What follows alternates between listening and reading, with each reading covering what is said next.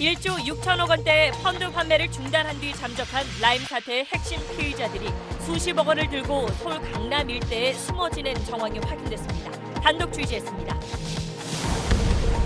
오늘로 전국의 모든 초중 고등학생이 원격 수업으로 학기를 시작했습니다. 등교 개학은 언제 할 건지 관심이 쏠리는데 8시 뉴스에서 유은혜 사회부총리와 함께 관련 이야기 나눠봅니다.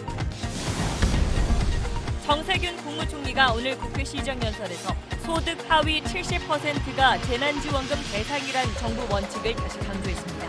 하지만 민주당은 전 국민에게 지급해야 한다고 하고 있고 통합당은 반대하고 있어 논의에 진척이 없는 상황입니다. 첨단 한국형 전투기 개발 사업의 핵심 기술인 A4 레이더 개발 과정에서 기술 부풀리기와 특혜 계약으로 사업비가 폭증했다는 의혹이 내부 감사에서 제기됐습니다. 단독 취재했습니다.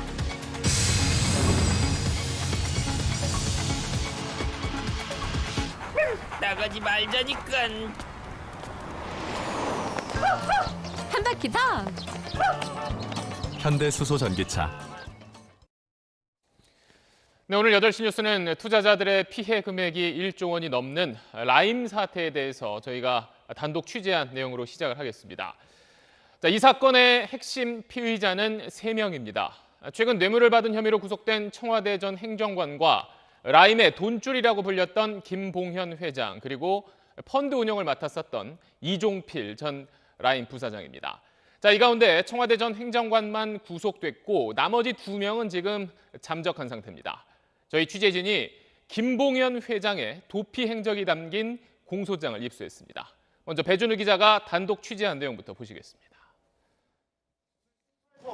구속된 김모 전 청와대 행정관에게 5천만 원 가까운 뇌물을 전달하고 라임에 대한 금감원 검사 관련 정보를 받은 것으로 지목된 김봉현 스타모빌리티 회장. 김 회장은 지난해 12월 말부터 세 차례 영장 심사에 나오지 않은 뒤 A급 지명 수배가 내려졌지만 현재 행방이 묘연한 상태입니다. SBS가 입수한 김 회장 최측근 인사 A씨 공소장엔 김 회장의 최근 도피 행적이 상세히 드러나 있습니다. 김 회장은 지난달 12일 아침 A씨에게 회사 직원으로부터 30억 상당의 수표를 받아 달러와 원화로 바꾸어라고 지시합니다. SBS가 김 회장의 로비 의혹을 처음 제기한 사흘 뒤이자 여객회사 횡령 연루 혐의로 경찰에 체포영장이 발부된 바로 다음 날입니다. A씨와 회사 직원이 접선한 장소는 잠실 종합운동장 근처 공터입니다. 보시는 것처럼 CCTV 숫자도 적고 인적도 드물어서 이곳에서 은밀하게 접선했던 것으로 보입니다. 또 명동 환전업자를 만날 땐 직원을 통해 전달한 유심칩을 휴대전화에 끼워 통화하라며 보안을 당부했습니다. 김 회장의 지시에 따라 A씨는 수표를 12억 원대 달러와 12억 원대 원화로 환전해 김봉현 회장에게 직접 전달했습니다. 앞서 김 회장은 지난 2월 19일 A씨에게 서울 논현동의 한 아파트 단지에 가서 도주에 이용된 것으로 의심되는 차량의 번호판을 교체하라고 지시했습니다. 이렇게 지난 2월부터 2달간 김 회장의 행적이 드러난 지역은 모두 서울 강남 일대입니다. 김봉현 회장의 등기상 주소지도 삼성동 코엑스 근처입니다. 검찰은 김 회장이 수도권 일대 등에 은신 중인 걸로 보고 김 회장을 쫓고 있습니다. SBS 배준우입니다. 김봉현 회장은 이뿐 아니라 이종필 전 부사장이 달아나는데도 결정적인 도움을 준 걸로 저희 취재 결과 드러났습니다. 자, 지난 겨울 라임 투자자들은 내 돈을 돌려받을 수 있을까 걱정하는 사이에 이들은 거액을 들고 전국을 돌면서 숨어 지내고 있었습니다. 계속해서 원정진 기자의 단독 보도입니다. 김봉현 회장 최측근인 A씨는 지난 1월 중순 김 회장으로부터 카니발 한 대를 빌리라는 지시를 받습니다. 그 차량에 이종필 전 라임자산운용 부사장 부인과 자녀들을 태운 뒤 명동의 한 호텔에서 남성 한 명을 태워 강원도 정선 리조트로 가라고 지시한 겁니다. A씨는 김 회장 지시대로 1월 23일 약속 장소인 명동의 한 호텔로 갔는데 그 장소에 나타난 사람은 다름 아닌 이종필 전 부사장이었습니다. 구속영장 심사에 불출석해 수배가 내려진 지 2달이 넘은 상황에서도 이종필 전 부사장은 김봉현 회장의 도움을 받아 이곳 서울 한복판 명동에서 도피 생활을 이어나갔습니다. 검찰 조사 결과 김 회장은 이뿐만 아니라 이 전 부사장 도피에 깊숙이 관여한 것으로 드러났습니다. 김 회장은 지난해 11월과 12월 A씨에게 텔레그램 전화로 연락해 이 전 부사장 부인에게 받은 피부질환 약을 이 전 부사장 측근에게 전달하라고 지시했습니다. 피부질환을 앓고 있는 이 전 부사장이 병원에 갔다가 검거될 수 있다는 우려 때문으로 보입니다. A씨는 이 전 부사장 도피 하루 전날인 지난해 11월 14일 이 전 부사장으로부터 받은 수표를 명동 환전상을 통해 현금 4억 8천만 원으로 바꿔 다시 전달했습니다. 검찰은 이 전 부사장이 전국을 돌아다니며 도피할 수 있는 배경에 김 회장의 지속적인 지원이 있는 걸로 보고 두 사람의 연결고리를 추적하고 있습니다. SBS 원종진입니다. 자, 이렇게 핵심 피의자들이 다 달아나고 환매가 중단된 상태인 라임 펀드를 어떻게 처리할지를 놓고 그동안 그 펀드를 팔아왔었던 은행과 증권사들이 오늘 대책을 논의했습니다. 그 자리에서 나온 내용이 부실 자산이나 부실 채권 사들여서 관리하는 배드뱅크를 만들자는 거였습니다. 라임을 믿지 못하게 했으니까 판매자들이 나서서 직접 처리해 보겠다는 겁니다. 이 내용은 박창근 기자가 전하겠습니다. 라임 펀드를 판매한 금융회사들과 금융감독원은 긴급 비공개 간담회를 가졌습니다. 신한금융투자, 대신증권, KB증권 등 19개 판매회사가 모두 참여했습니다. 환매가 중단된 라임 펀드의 자산을 넘겨받는 별도의 배드뱅크를 설립하는 방안에 합의하기 위해서입니다.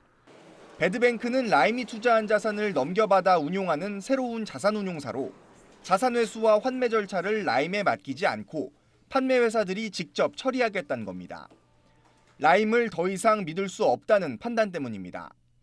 지난 1월 라임 측은 환매가 중단된 플루토 펀드의 돈으로 김봉현 회장이 실소유한 스타모빌리티의 전환사채 195억 원어치를 사들였습니다.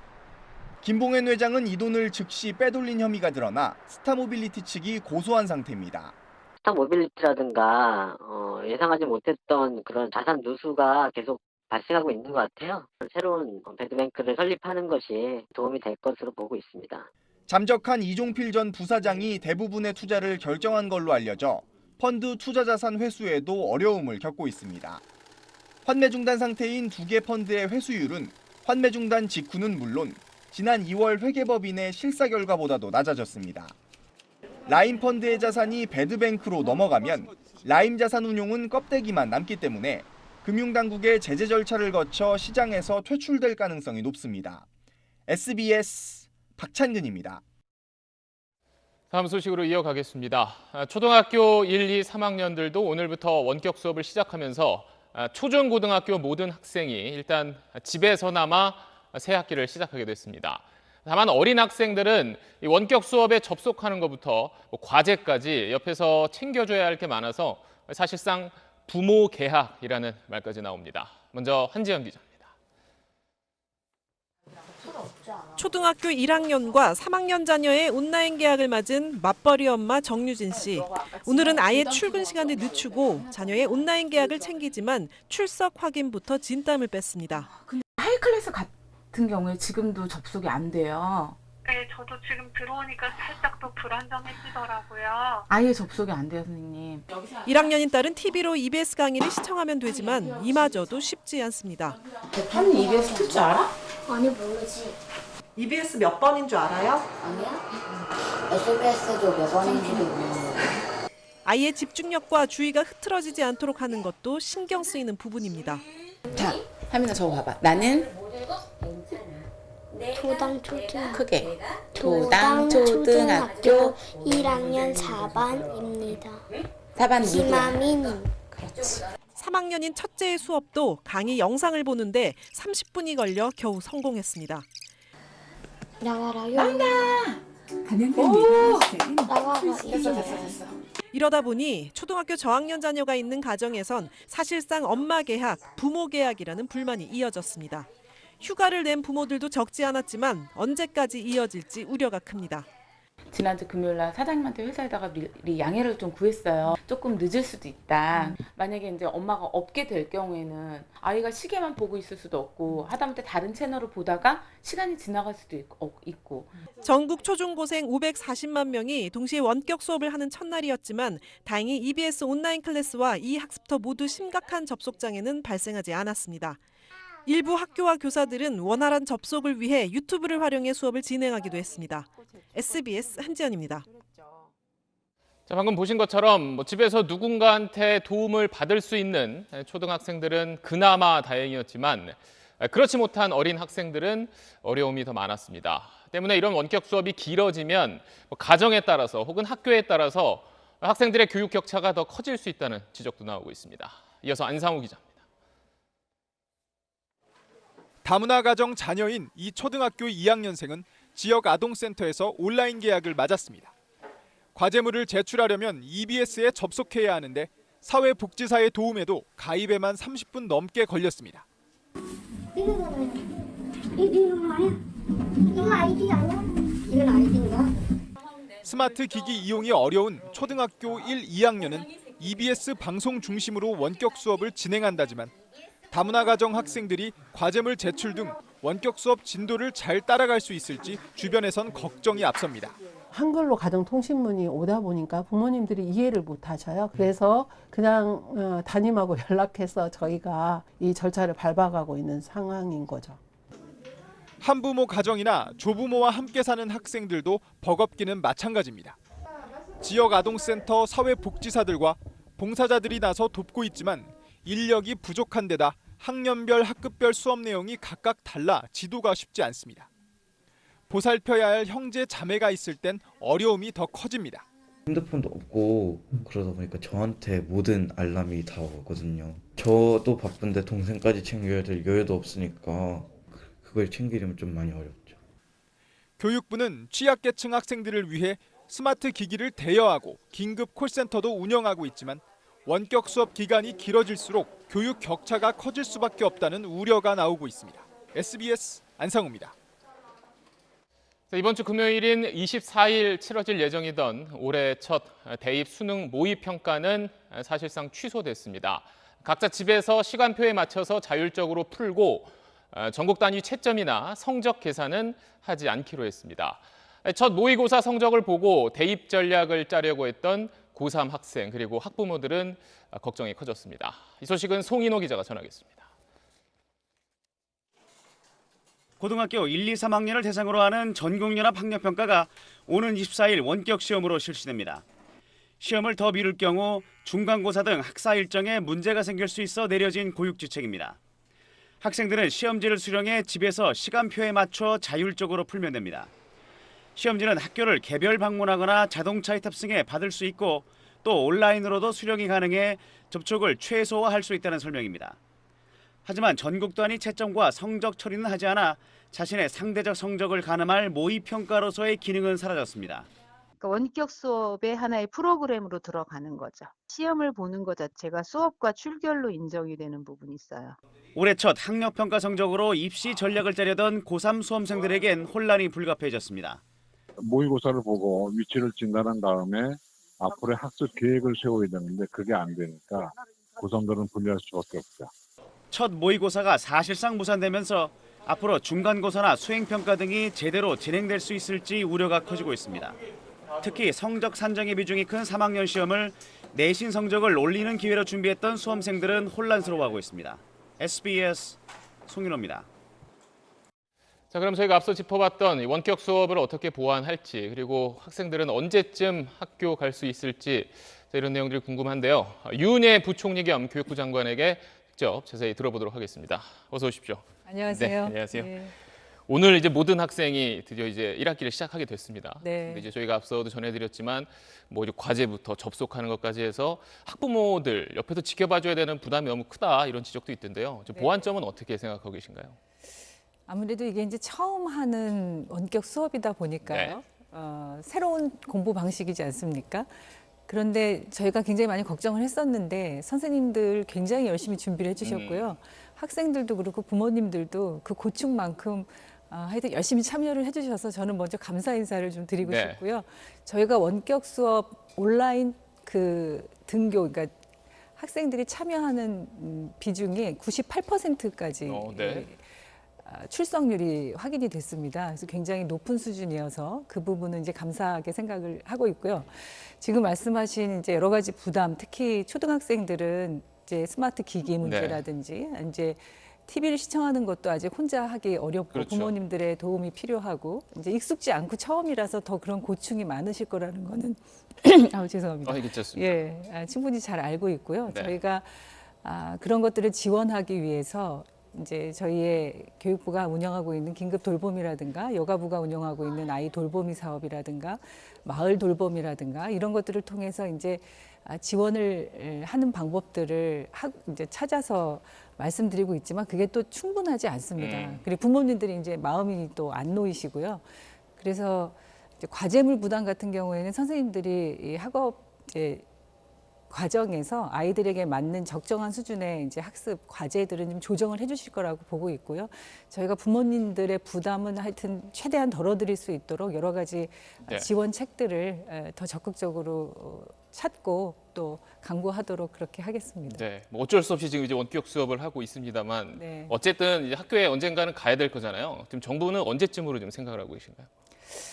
지금 이제 우리가 5월 5일까지는 사회적 거리두기를 지속하기로 하지 않았습니까?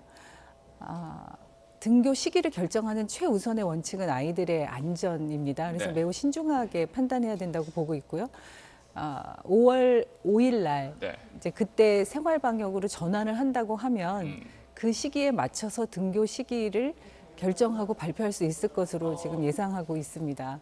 뭐 이제 원론적인 말씀을 이제 해주셨는데 만약 이제 온라인 계약도 순차적으로 했잖아요. 학교 뭐 학년별로. 네. 만약에 등교 계약도 그렇다면 어떤 학년을 좀 먼저 하고 아예 또 어떤 학년은 1학기 전체를 원격 수업으로 하는 이런 방안도 지금 고려하고 있는 겁니까? 여러 가지 방안들을 지금 검토하고 있고요. 단계적으로 등교 계약, 등교 수업을 할 수밖에 없지 않을까 이렇게 생각하고 있습니다. 네, 저 이런 질문 드린 이유가 아까도 이제 모의 평가가 이제 고3 학생들 취소됐잖아요. 아무래도 이제 고3 학생들은 대입 학사 일정 때문에 좀 빠듯하기 때문에 이제 5월 5일 날 보고 결정한다고 하셨지만 혹시 5월 6일에 고3 학생들은 먼저 계약하는 방안도 지금 검토를 하고 있는 겁니까? 5월 5일까지의 과정에서 이제 확진자 수라든가 또 중대본에서 전체 이제 감염병의 확산 추세나 이런 것들을 보고 생활방역 전환을 결정하실 거 아니겠습니까? 그러면 저희는 이제 그 미리 사전에 학교의 방역 시스템도 점검을 하고 그렇죠. 아이들이 등교할 수 있을 정도의 준비들은 또 촘촘하게 갖춰놔야 되기 때문에 그 부분들은 점검은 하고 있겠습니다만 바로 당일날 그렇죠. 6일날 바로 등교한다 이런 거는 조금 신중해야 되지 않을까 그렇게 보고 있습니다. 5월 초까지 보고 그때 이제 준비할 기간이 필요하니까 학교들도 네, 그때 네. 검토하시겠다 이런 걸로 알겠습니다. 끝으로 오늘이 좀 장애인 날이잖아요. 그래서 네. 지금 이제 좀 장애인 학생들은 아무래도 원격 수업에 좀 더 어려움을 겪을 수 있는데 네. 특수학교에 이제 직접 이제 등교 계약에 대해서 좀 어떻게 생각하고 계신가요? 특수학교에 이제 장애 학생 부모님들은 이제 등교를 좀 빨리 먼저 했으면 좋겠다. 소수 인원이라도 일주일에 한두 번이라도 이렇게 학교에 등교하는 시간을 늘려줬으면 좋겠다는 요청이 있으셨습니다. 근데 이제 장애 학생들은 특히 또 장애 유형이라든가 또 이제 중복 장애 문제도 있고 해서 이 건강상의 문제가 또 더 신중하게 생각해야 되는 것이기 때문에 그런 좀 다양성에 맞게끔 장애 학생들에게는 필요한 시기를 좀 조정하고자 검토하고 있습니다. 네, 알겠습니다. 저희가 주어진 시간이 좀 모자라서 오늘 말씀 여기까지 듣도록 하겠습니다. 네. 좀 고맙습니다. 고맙습니다. 네, 이어서 국내 코로나19 소식 전해드립니다. 어제 하루 신규 확진자는 13명 늘었습니다. 오늘부터는 사회적 거리 두기도 조금 완화된 형태로 시행되지만 방역당국은 언제든 다시 유행할 수 있다며 주의를 당부했습니다. 어느 정도 유행과 완화를 반복하다가 겨울철이 되면 대유행으로 이어질 가능성이 있다라고 보고 있습니다. 네, 한편 한동안 지역 감염이 없었던 부산에서는 확진자들을 전담 치료하던 20대 간호사와 그 아버지인 60대 교직원이 새로 확진 판정을 받았습니다. 1,000명 넘는 접촉자들에 대해 검사가 이루어지고 있습니다. KNN 탁지은 기자입니다. 부산의 신규 확진자 2명은 아버지와 딸입니다. 20대 딸은 대구 요양병원에서 온 코로나19 확진자들이 입원해 있는 부산 의료원의 병동에서 간호사로 근무 중입니다. 아무런 증상은 없었지만 CT 촬영에서 폐렴 소견이 나왔습니다. 감염력을 파악했을 때 2주 이상 저희가 이 감염력이 있다라고 판단하여서 저희가 4월 2일부터 동선을 공개하게 되었습니다. 딸에게 전염된 것으로 추정되는 60대 아버지는 부산 동인고등학교 행정실에서 근무해왔습니다. 확진자가 근무했던 고등학교 앞입니다. 방역을 마친 후 외부인의 출입을 2주간 모두 막고 있습니다. 두 확진자는 증상이 나타난 이후 학교와 병원, 또 교회의 부활절 예배 등에 참석했습니다. 접촉한 이들은 1000여 명 정도로 나타났습니다. 부산시와 보건당국은 밀접 접촉자 전원에 대한 검사를 진행하고 있습니다. 먼저 실시한 920여 명에 대한 검사에서는 모두 음성으로 나타났습니다. 학교와 병원, 교회를 돌아다닌 2명의 확진자가 발생한 가운데 부산 지역의 대규모 감염 사태가 다시 한번 우려되고 있습니다. KNN 탁진입니다. 정부가 사회적 거리 두기 강도를 조금 풀면서 서울 번화가 유흥업소들은 하나둘 다시 문을 열기 시작했습니다. 방역 수칙 잘 지키며 영업하면 된다지만 우려하는 목소리도 적지 않습니다. 임태우 기자입니다. 서울의 한 유흥업소에서 종업원이 내부 집기를 닫고 구석구석 소독약도 뿌립니다. 서울시가 지난 8일 내렸던 사실상의 영업 금지 명령이 어제 끝나면서 다시 문을 열 준비를 하는 겁니다. 엄청 힘들었죠. 가게 임대료 등등 직원들도 거의 그만둔 상태예요. 이제 오늘부터 문 열었으니까 손님이 와주길 바라야죠. 이제. 서울시는 유흥업소도 종교시설, PC방과 똑같이 정부가 제시한 방역 수칙을 지켜야 한다고 강조합니다. 방역 지침을 준수하는지 여부에 대한 저희들의 어떤 행정 지도 내용들이 이제 이어질 것으로. 하지만 이 수칙이 실제로 잘 지켜질지는 의문입니다. 좁은 공간에서 많은 사람이 춤추는 클럽이나 접객원이 나오는 유흥주점에서 서로 1에서 2m 간격을 유지하기란 현실적으로 불가능하기 때문입니다. 또 유흥주점과 단란주점에서 방문객 명단이 제대로 작성될지도 미지수입니다. 손님들이 술 한잔 먹다 보면 그 옆에 적혀있고 있는데 몇 대 얼만큼 떨어져 있어 그러겠습니까? 이런 점을 의식한 듯 정부는 모레부터 유흥업소와 PC방 등 업종별 맞춤형 방역 수칙을 차례대로 내놓겠다고 밝혔습니다. 하지만 세부 수칙이 나올 때까진 지자체가 현장 점검을 강행하기도 어려운 상황이어서 당분간 해당 업종의 방역 공백은 불가피해 보입니다. SBS 임태우입니다. 네, 다음으로 저희가 단독 취재한 내용 하나 더 전해드립니다. 첨단 한국형 전투기 개발 KF-X 사업이 한창인데 이 사업의 성패는 KF-X의 눈이라고 할 수 있는 다기능 위상 배열 A사 레이더를 독자 개발하는 데 달려 있습니다. 전투기 맨 앞에 레이더가 탑재되는데 초소형 안테나 1000개가 여러 방향을 동시에 탐지하고 지상과 해상, 공중의 표적 수십 개를 동시 추적하는 겁니다. 그런데 이 A사 레이더 개발 과정에서 기술 부풀리기와 특혜가 있었다는 의혹이 제기됐습니다. SBS가 국방과학연구소의 감사 보고서를 단독 입수해 의혹을 확인해봤습니다. 먼저 김태훈 국방전문기자입니다. 한국형 다기능 위상배열 A사 레이더 시제품입니다. 실물로는 첫 공개입니다. 2016년 한화시스템이 개발 사업자로 선정돼 국방과학연구소와 공동 개발했습니다. 계획대로라면 이 레이더는 내년부터 시험용 항공기, 2023년부터 KF-X 시제기에 각각 탑재돼 KF-X의 성패를 가를 마지막 시험을 치르게 됩니다. 이렇게 시제품까지 나온 A사 개발 사업이지만 잦은 수정 계약으로 특혜를 줬다는 의혹도 끊이지 않고 있습니다. SBS 취재 결과 국방과학연구소도 지난 1월 중순부터 2월 초까지 자체 감사에 나섰던 걸로 확인됐습니다. SBS가 입수한 국방과학연구소 감사 보고서입니다. 2016년 7월 1,687억 원에 계약한 이후 지난해까지 실제로 9번의 수정 계약이 맺어졌습니다. 특히 3, 5, 7, 9차 수정 계약 때는 계약액이 대폭 늘어나서 전체 사업비는 447억 원 증가한 2,134억 원이 됐는데 전문가들은 극히 드문 일이라고 지적합니다. 거부감을 느끼는데도 9번을 했다는 얘기는 뭔가 되게 잘못했다는 거죠. 돈이든 기술이든 성능이든.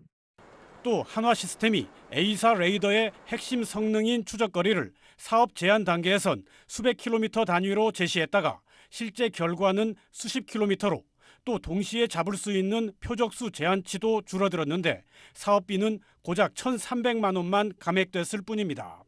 보고서에도 미흡하다고 지적돼 있습니다. 또 전파교란 회피 등 요구하지도 않은 기술 10가지를 추가 제한했던 걸로 나타났는데 감사 보고서는 이 추가 제한 12개 중 7개 사항이 조정됐는데도 상응한 조치가 미흡했다고 지적합니다. 2018년에 정찰위성 사업에서 초과 제한하는 업체가 사업권을 박탈된 케이스도 있었는데 이렇게 그냥 넘어갔다는 거는 특혜라고밖에 할 수가 없습니다.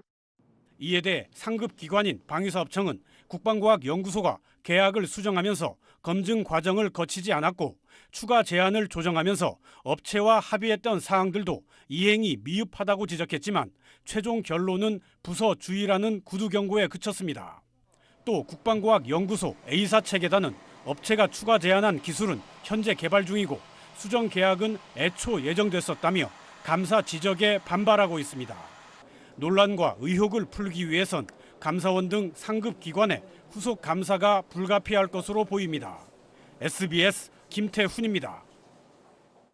에이사 레이더 독자 개발은 쉽지 않은 도전이고 그 과정의 시행착오와 논란은 어쩌면 불가피합니다. 하지만 꼭 짚어봐야 할 부분이 있습니다. 감사 보고서엔 내부 문제 제기조차 인사 조치와 직장 내 괴롭힘으로 사실상 입막음에 나선 정황이 나타납니다. 이어서 김학휘 기자가 보도합니다.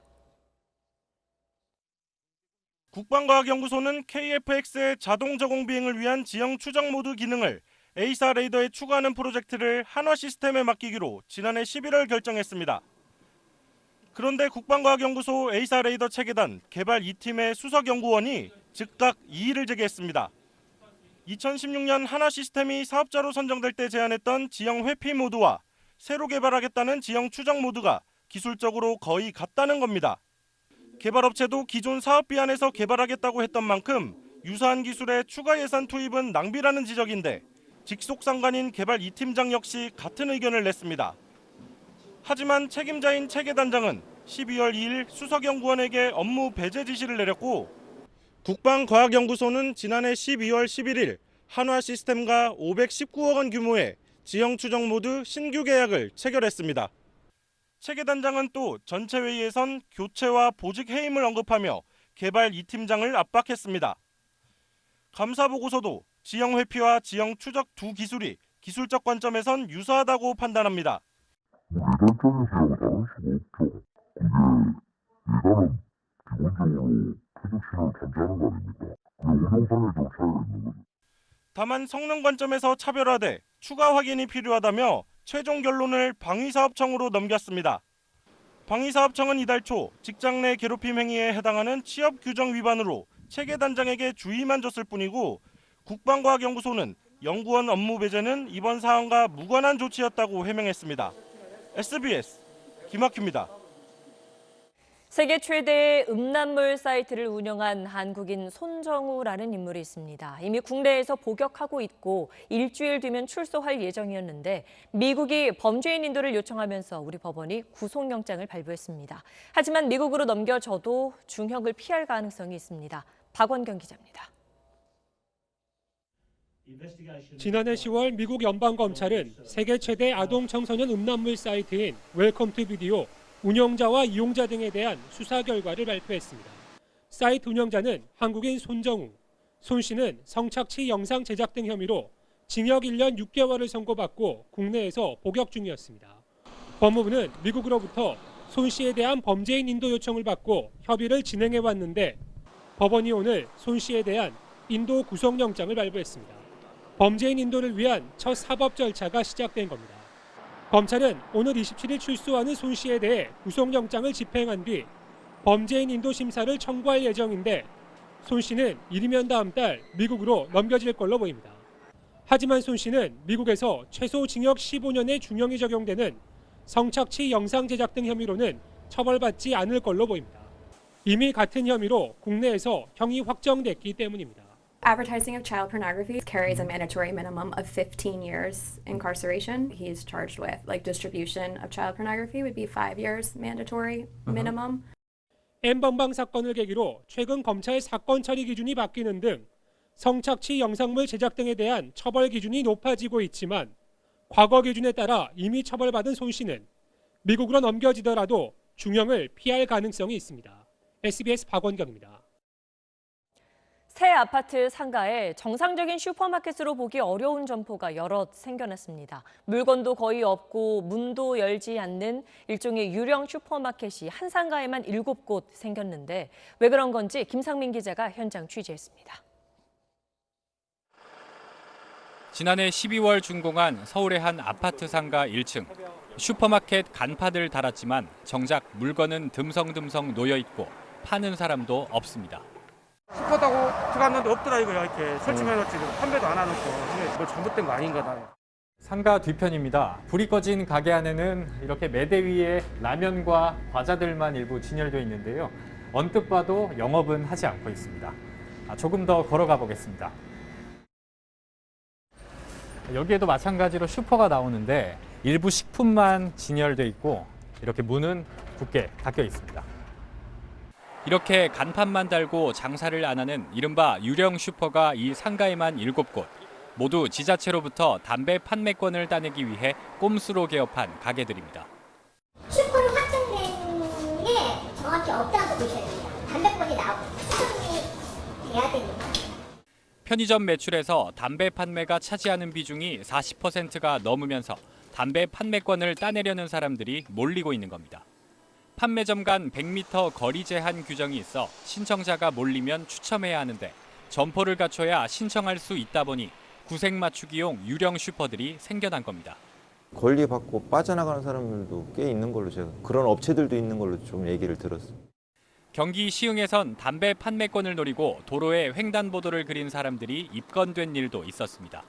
새로 낸 편의점이 기존 편의점과 직선거리로 40여 미터 떨어져 있어 담배 판매권을 얻을 수 없자 횡단보도가 생기면 점포 간 거리가 늘어나는 규정을 노린 겁니다. 있으면은 가능하고 횡단보도가 없으면 거리가 짧아서 안 되고 결론은 담배 소매 지정을 받으려는 거죠. 담배 판매권을 둘러싼 이런 꼼수가 이어지면서 제도 정비가 필요하다는 목소리가 커지고 있습니다. SBS 김상민입니다. 현역 육군 상병이 여군 중대장을 폭행해 군 검찰에 구속됐습니다. 또 한 육군 장교는 술을 마신 뒤 민간인 여성을 성추행하기도 했습니다. 기강회의가 잇따르자 장관이 직접 군기 잡기에 나섰습니다. 김혜영 기자입니다. 지난 1일 오전 경기도 한 육군부대 A 상병이 자신과 면담 중이던 여성 중대장 B 대위를 야전사부로 폭행한 사실이 뒤늦게 드러났습니다. B 대위는 전치 2주의 상처를 입었고 군 당국은 A 상병을 상관 특수상해 혐의로 긴급 체포한 뒤 구속했습니다. A 상병은 지난달 말 사격장 정비 작업을 하던 도중 너무 힘들다며 지시를 따르지 않았는데 이후 B 대위가 따로 불러 타이르자 폭행한 겁니다. 엄중함을 잘 인식하고 수사 결과에 따라서 법과 규정에 따라 엄중 처벌할 예정입니다. 지난 15일 새벽엔 경기도 육군부대 C 중위가 노래방에서 민간인 여성을 성추행한 혐의로 경찰 수사를 받았습니다. C 중위는 노래방에 가기 전 대대장 등 간부 10여 명과 술집에서 회식 자리도 가졌습니다. 강도 높은 사회적 거리두기 기간임에도 군 간부들이 단체 회식을 하고 성추행 사건까지 일으킨 겁니다. 정경두 국방장관은 어제 전군에 지휘 서신을 보내 군의 기강을 흩뜨리는 일은 없어야 할 거라고 엄중 경고했지만 최근 이딴 성추행에 하극상까지 벌어진 뒤라 늦어도 너무 늦은 군기 잡기란 비판이 나옵니다. SBS 김혜영입니다. 다음 소식입니다. 지난달 중순까지만 해도 코로나19 누적 확진자가 100명대에 머물러서 방역의 모범 국가로도 꼽혔던 싱가포르에서 최근 환자가 크게 늘면서 확진자가 이제 8,000명이 넘었습니다. 환경이 열악한 이주 노동자 기숙사를 중심으로 바이러스가 퍼진 게 그 이유로 꼽힙니다. 김경희 기자입니다. 방 안을 꽉 채운 철제 침대 위에서 노동자들이 쉬고 있습니다. 싱가포르의 이주 노동자 20만 명이 거주하는 이런 기숙사 43곳을 중심으로 코로나19가 퍼지고 있습니다. 오늘 하루 확진 판정을 받은 1,400여 명 가운데 대부분이 기숙사 거주 이주 노동자입니다. They've played an important part building our HDB flats, Changi Airport, MRT lines. We will provide them with the medical care and treatment that they need. 싱가포르 정부는 이들 기숙사를 집단 격리 시설로 지정하고 검사와 방역에 집중하고 있지만 비좁고 위생 상태 안 좋은 기숙사에 격리한 게 오히려 대규모 2차 감염을 불렀다는 비판이 일고 있습니다. 싱가포르의 누적 확진자는 지난 1일 1,000명을 넘어선 뒤 불과 19일 만에 8천여 명으로 급속히 불어났습니다. 보건당국은 부랴부랴 지난 14일부터 마스크 착용 의무화에 나섰지만 지역사회 감염의 고리를 끊는 데는 상당한 시간이 걸릴 걸로 보입니다. The critical thing is that the government and the people have to remain eternally vigilant because it may be COVID-19 this year and the next year, but there will be future pandemics. 순간의 방심이 언제든 2차, 3차 유행을 부를 수 있다는 의미입니다. SBS 김경입니다. 진정세로 접어든 중국은 방역 체제를 이제 생활 방역으로 서서히 바꿔가고 있습니다.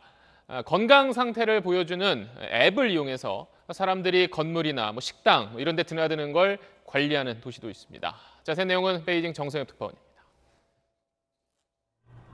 베이징 도심의 한 건물 입구에서 경비원이 사람들의 휴대전화 앱을 확인합니다. 자가격리 대상인지 최근 해외나 타 지역을 다녀오진 않았는지 개인의 상황을 알려주는 앱 베이징 쨍캉바오입니다. 那红色表示的是集中观察，黄色是居家观察，最后是未见异常。 지난달부터 쓰이기 시작한 이 앱은 빌딩과 공장, 식당 등을 출입할 때 일종의 건강증명서 역할을 하고 있습니다. 北京健康宝必须要是绿标，如果不合格的话，肯定不让客人进店。 베이징시는 또 그간 금지했던 배달원과 가사도우미 등의 아파트 단지 출입도 건강앱 소지를 조건으로 단계적으로 허용하기로 했습니다. 상하이에서는 격리 대상인지 아닌지를 QR코드를 이용해 증명하도록 했습니다. 코로나19 진원지였던 우한과 후베이의 경우 휴대전화 앱에 개인 건강정보까지 포함해 다른 지역으로 이동 시 제시하도록 했습니다. 코로나19 사태가 진정되면서 중국 당국이 기존의 봉쇄식 통제가 아닌 단계적 방역 완화 조치에 나서고 있는 겁니다. 다만 사무실 등에선 개인 간 거리를 1m 이상 유지토록 하고 단체 회식을 계속 금지하는 등 긴장의 끈을 놓진 않고 있습니다. 베이징에서 SBS 송욱입니다. 네, 송욱 특파원의 보도였습니다. 일본 정부는 우리나라 긴급재난지원금처럼 1인당 10만 엔씩, 그러니까 우리 돈으로 치면 113만 원 정도를 모든 국민에게 현금으로 주기로 했습니다. 일본의 경제대책은 도쿄 유성재 특파원이 자세히 전하겠습니다. 일본 정부는 오늘 아베 총리가 주재한 내각회의에서 지난 7일 확정했던 코로나 긴급 경제대책을 수정 의결했습니다. 코로나 사태로 소득이 반토막난 세대에 한해 30만 엔을 지급하는 방안을 폐기하고 국민 1인당 10만 엔, 우리 돈 113만 원을 소득에 관계없이 일괄 지급하기로 했습니다. 全国すべての皆様を対象に1日も早く現金を国民の皆様のお手元に届けられるよう 우리 주민등록에 해당하는 주민표에 등록된 사람 전원에게 신청 서류를 우편 발송하고 수신자가 여기에 은행 계좌를 적어 반송하면 본인 확인 후 현금을 입금해주는 방식이 유력합니다. 3개월 이상 장기 체류 중인 외국인도 주민표에 등록돼 있으면 국적에 관계없이 받을 수 있습니다. 추경 예산안은 다음 주 국회에 제출되는데 국회 통과와 신청 절차에 걸리는 시간을 고려하면 실제 현금 지급은 일러야 다음 달 중순쯤이 될 것으로 보입니다. 재난지원금 기준 변경으로 일본 정부는 추가로 8조 8천억 엔, 우리 돈 100조 원이 더 필요하게 됐습니다. 일본 정부는 추가로 필요한 돈을 국채를 발행해 충당할 방침인데 일각에선 나라빚 증가에 대한 우려도 제기하고 있습니다. 도쿄에서 SBS 유성재입니다. 자, 그럼 이런 정부의 긴급 재난지원금, 우리나라는 어디까지 논의됐는지도 짚어보겠습니다. 정부 안대로 전체 70%만 줄 건지 아니면 모든 국민에게 다 줄 건지 여당과 정부, 청와대가 논의를 하고 있지만 아직 합의점을 찾지 못하고 있습니다.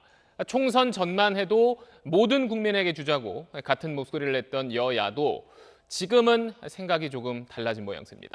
박하정 기자입니다. 정세균 국무총리는 오늘 국회 시정연설에서 선별 지급이라는 정부 입장을 재확인했습니다. 지원 대상 간 형평성, 한정된 재원 등을 고려하여 일부 고소득층을 지급 대상에서 불가피하게 제외하였습니다. 더 어려운 상황에 대비해 재정 여력을 비축할 필요가 있다는 기획재정부 생각이 반영됐습니다. 하지만 총선 국면에서 전 국민 지급을 약속했던 여당도 뒤로 물러설 뜻은 없어 보입니다. 총선 과정에서 여야가 함께 국민 모두에게 가장 빨리 재난지원금을 지급하겠다고 명확히 약속했기 때문입니다. 약속을 실천해야 할 시간입니다. 당내 일각에선 전 국민에 지급하되 지급액을 4인 가구당 100만 원보다 적은 80만 원으로 하는 중재안도 거론됩니다. 국회에서 정부 동의 없이 증액할 수는 없지만 여야가 합의안을 낸다면 정부도 마냥 거부하긴 어렵습니다. 그런데 총선 국면 땐 전 국민에게 1인당 50만 원씩 주자고 했던 통합당에서 다른 말이 나옵니다. 온발의 오줌 누기식으로 그냥 국채를 발행해서 또 이미 상당한 소비 여력이 있는 소득 상위 30% 가구에까지 100만 원씩 준다는 것은 저는 소비 진작 효과도 없고 국채 발행에 반대하는 건 총선 전후가 같지만 전 국민에서 선별 지급으로 방점이 바뀌는 분위기입니다. 정부와 여당 그리고 야당이 국회 추경안 처리 과정에서 서둘러 접점을 찾지 않는다면 재난지원금 앞에 붙은 긴급이란 말은 무색해질 겁니다. SBS 박하정입니다. 통합당이 총선 참패의 후폭풍 속에 갈팡질팡하고 있습니다. 비상대책위원회를 꾸릴지 아니면 아예 당대표를 조금 일찍 뽑을지 오늘도 결론을 내지 못했는데 비대위원장 이야기가 나왔었던 김종인 전 위원장은 오늘 내 이름을 거론하는 것 자체가 유쾌하지 않다고 말했습니다. 이 소식은 정유식 기자입니다. 총선 참패로 대표가 사퇴한 뒤 두 번째 열린 통합당 최고위원회의. 심대철 대표 권한대행 등 지도부는 당 정상화를 위해 비상대책위원회 출범이 시급하다고 의견을 모았습니다. 지금의 상황을 빨리 수습하는 게 낫겠다라는 의견들이 대다수였습니다. 최고위는 이어진 의원총회에서 의원들의 동의를 구하고 나섰는데 여기서 갑론을박이 벌어졌습니다. 비대위 여러 번 해봤지만 좋은 결과 없었다. 스스로 반성할 수 있는데 왜 회초리 맞으면서 남이 시키는 걸 하느냐는 비대위 반대 의견에 당선된 사람들끼리 논의해야 한다는 주장까지 더해지면서 결국 비대위 전환이든 조기 전당대회 개최든 결론을 못 내렸습니다. 이른바 김종인 체제에 대해선 논의 자체가 안 된 걸로 전해졌습니다. 무슨 김종인 비대위, 누구 비대위 이런 거 얘기는 거의 없었다고 보시는 게 맞습니다. 김종인 전 선거대책위원장은 오늘 SBS와 통화에서 비대위원장 자리에 관심이 없다면서 내 이름을 거론하는 것 자체가 유쾌하지 않다고 말했습니다. 통합당은 위기 수습을 위한 지도체제를 놓고 현역 의원들과 당선인들의 의견을 다시 모아보겠다는 계획이지만 구심점이 잘 보이지 않고 있습니다. SBS 정유식입니다. 지난해 이맘때의 하늘 모습입니다. 뿌연 미세먼지에 숨쉬기가 답답했었는데 올해는 공기가 훨씬 깨끗하게 느껴지죠. 초미세먼지가 1년 전보다 27% 줄었습니다. 이유가 뭔지 서동균 기자가 전해드립니다. 모처럼 외출을 하면 하늘색부터 달라진 느낌입니다. 하늘도 좀 괜찮아진 것 같고 눈으로도 잘 보이고 실제 올 3월까지 초미세먼지는 지난해 같은 기간보다 27% 줄었고 미세먼지 나쁨 일수도 절반에 그쳤습니다. 이렇게 공기가 맑아진 이유, 아주대학교 연구팀이 분석해본 결과 기상학적 요인이 50%로 나타났습니다. 지난 2월 14일 기상도인데요. 겨울이면 중국 미세먼지를 안고 우리나라에 오는 북서풍 대신 깨끗한 동풍이 부는 것이 확인됩니다.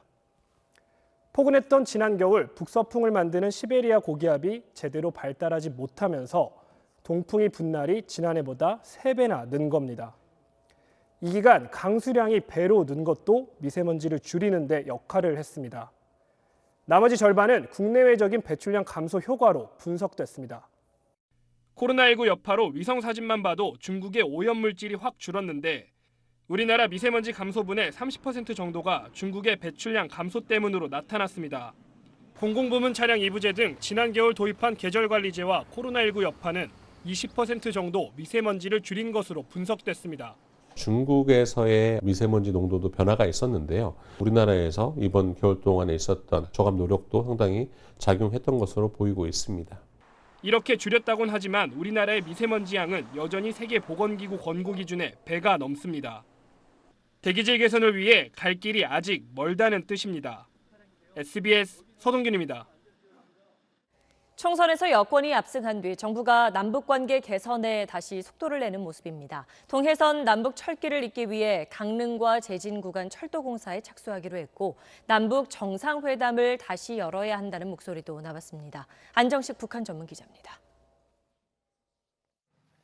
오는 27일 판문점 남북 정상회담 2주년을 맞아 정부가 강원도 강릉과 제진을 연결하는 동해 북부선 철도 추진 기념식을 열기로 했습니다.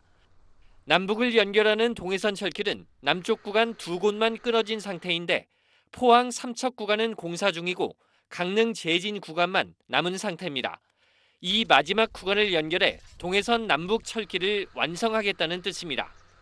남북 철도 연결 합의 등 남북 정상선언 이행 의지를 다지고 이에 대한 국민들의 기대와 염원을 모을 것입니다.